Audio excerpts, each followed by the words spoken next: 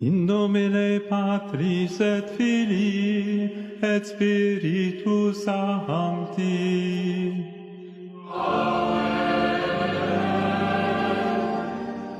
Pax vobis. Bien-aimés enfants de l'Église, écoutez attentivement ces paroles qui naîtront comme un feu dans vos cœurs. Le mariage ne peut jamais être entre deux hommes ou deux femmes. Oui, je le dis clairement et sans crainte. Le mariage est, et sera toujours, l'union sacrée, indissoluble, féconde et stable entre un homme et une femme. Et je sais bien que cette affirmation suscite débat, colère et critique dans les églises et sur les écrans du monde entier.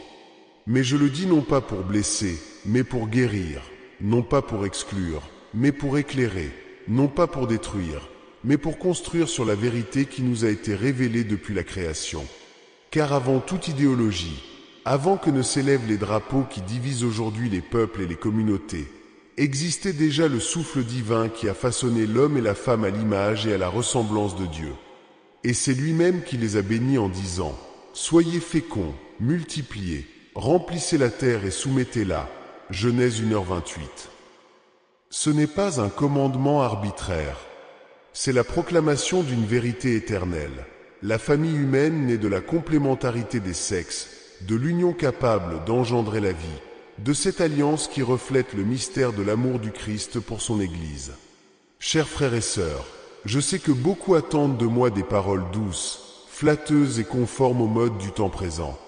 Mais le devoir d'un pasteur n'est pas d'applaudir au vent changeant, mais d'être comme un roc solide au milieu de la tempête. C'est pourquoi je vous le dis, la famille est la cellule première et fondamentale de la société, et elle est fondée uniquement sur l'union stable entre un homme et une femme. Ce n'est pas mon opinion, ni une invention des théologiens des siècles passés. C'est l'enseignement constant de l'Église, enraciné dans la nature même que Dieu a inscrite en chacun de nous.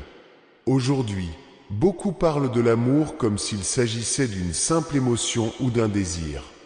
Mais le véritable amour, celui qui construit un foyer et une société, est don de soi, ouverture à la vie, fidélité au quotidien. L'homme et la femme, dans leurs différences, ne sont ni rivaux ni interchangeables, mais des visages qui se cherchent pour se compléter physiquement, spirituellement et transcendamment. L'homme reflète la force qui protège et soutient. La femme rayonne la tendresse qui nourrit et protège. En tous deux, la plénitude de l'image de Dieu est manifeste. Séparés, ils sont incomplets. Unis, ils forment cette une seule chair que le Seigneur Jésus a proclamée indissoluble. Ce que Dieu a uni, que l'homme ne le sépare pas. Matthieu 19h6. Et les enfants, ne sont-ils pas le fruit naturel de l'amour entre un homme et une femme ? La famille n'est-elle pas le lieu où ils apprennent pour la première fois ce que signifie être aimé, protégé et guidé dans la foi et dans la vie? La famille chrétienne n'est pas une construction artificielle ni une convention culturelle. C'est un sanctuaire de vie, une école d'humanité, le germe d'une société juste et solidaire. Je sais que beaucoup, surtout au sein de la communauté LGBTI, perçoivent ces paroles comme une condamnation. Mais écoutez bien, je ne vous condamne pas, je ne juge pas vos âmes. Je proclame seulement la vérité que j'ai reçue en héritage apostolique. Le mariage est un sacrement institué par le Christ et en tant que tel, ne peut être redéfini au gré des caprices du moment. Cela ne signifie pas que nous nions votre dignité. Non. Chaque personne, quelle que soit son orientation ou sa situation, est infiniment aimée de Dieu et appelée à la sainteté. Mais le véritable amour ne consiste pas à tolérer la confusion, mais à montrer le chemin qui mène à l'épanouissement. Je comprends que beaucoup soient blessés par ces paroles, et je porte moi-même cette douleur dans mon cœur. Car un berger souffre quand ses brebis s'égarent, quand il les voit blessées ou désorientées. Mais ma douleur serait plus grande si, par crainte de blesser les autres, je gardais le silence sur la vérité et laissais mes frères s'égarer dans des sentiers obscurs. C'est pourquoi je vous le dis de tout cœur, l'Église ne peut et ne pourra jamais bénir des unions qui ne sont pas conformes au dessein divin du mariage. Non pas par manque d'amour, mais parce que ce serait une trahison de l'Évangile. Mais je ne veux pas que ces paroles soient vécues comme un mur infranchissable.